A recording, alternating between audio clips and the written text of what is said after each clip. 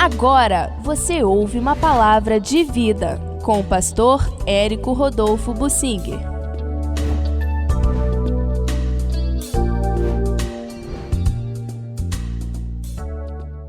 Valentes e abençoados por Deus, mas se perderam. Eu quero tomar um exemplo aqui do Antigo Testamento e trazer o assunto para nós hoje. Como é possível você ser um crente abençoado, com muitas experiências maravilhosas tidas com Deus e ir para o inferno e se perder? O apóstolo Paulo sabia isso direitinho. No capítulo 7 de Romanos, ele diz: eu sou um desventurado, o que eu quero fazer eu não faço, mas o que não quero eu estou fazendo, e eu não sei porque a carne em mim é muito ruim e eu corro risco por causa disso, mas por causa disso eu dependo do Senhor totalmente, do Espírito de Deus. Então, graças a Deus por Jesus Cristo. E agora, pois eu sei que mesmo eu tendo essa natureza, agora já nenhuma condenação há sobre mim, porque eu estou em Cristo e não quero me afastar. E em 1 Coríntios 9 ele diz: mesmo eu tendo pregado a muitos, trabalhado muito para o Senhor, eu sei que eu corro risco e eu preciso esmurrar meu corpo. Eu faço isso, eu esmurro meu corpo e o reduzo à escravidão, para que, tendo pregado a outros, não venha eu mesmo a ser desqualificado. E logo mais adiante, 1 Coríntios 10:12, ele diz: cuidado quem está em pé, para que não caia. Quem está em pé, tome cuidado para não cair. Isso significa a possibilidade do cristão se afastar, como muitos estão se afastando. E o início do afastamento é a mornidão espiritual. É a acomodação, quando você já não produz frutos. Não tem ânimo de evangelizar, você já não sai, não se dirige às outras pessoas para evangelizar. Tome cuidado, você já está no caminho da perdição. E quando você não tem mais aquele prazer em ler a Bíblia, todo cristão que não compartilha a Bíblia com outros vai acabar perdendo alegria em ler, estudar e meditar na palavra. Porque o valor de nós lermos, meditarmos na palavra é podermos compartilhar com outros e abençoar outros com a palavra. Quando você não faz isto, vai acabar perdendo o seu ardor, a sua alegria em ler e estudar a Bíblia. Isso já é um sinal do esmorecimento, da mornidão espiritual, está no caminho da perdição.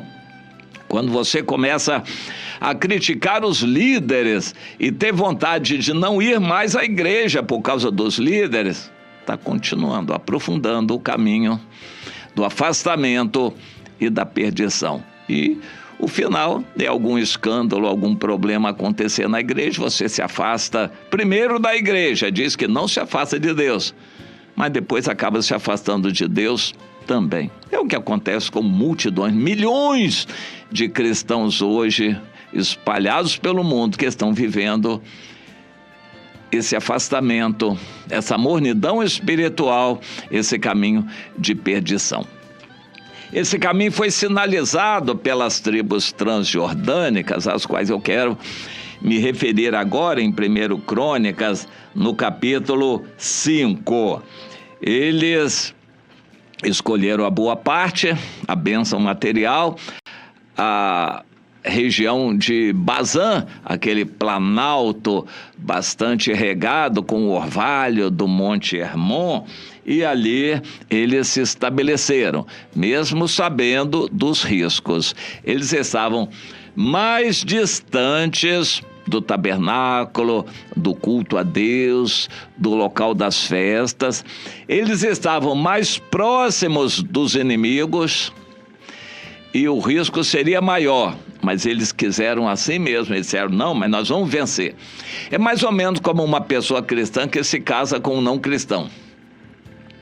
A pessoa diz: não, mas eu gosto dessa pessoa e ele não é cristão, mas eu vou perseverar, ele vai vir e eu vou conseguir trazer. A história, a experiência e a estatística mostram que o que acontece é o contrário. A pessoa que é o cristão na maior parte dos casos, acaba se afastando.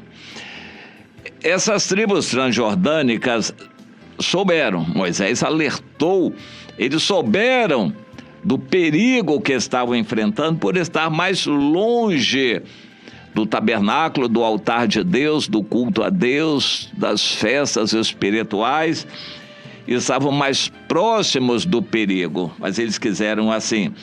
E, portanto, 1 Crônicas 5:19, fizeram guerra aos agarenos, como Getur, Nafis e Nodab, e foram ajudados contra eles e todos os inimigos que foram entregues nas suas mãos, porque na peleja clamaram a Deus que lhes deu ouvidos, porquanto confiaram nele, e a vitória veio porque a peleja era de Deus. O versículo 22. A peleja era de Deus e por isso eles venceram. E por isso se engrandeceram. Se exaltaram, porque venceram. Eles venceram, acharam que eram os tais. E o texto continua. Eles foram valentes, cabeças de suas famílias, guerreiros valentes, homens famosos, cabeças de suas famílias. Claro, se ensoberbeceram por isto. Porém, cometeram transgressões contra o Senhor Deus de seus pais e se prostituíram seguindo os deuses dos povos da terra, os quais Deus havia destruído de diante deles.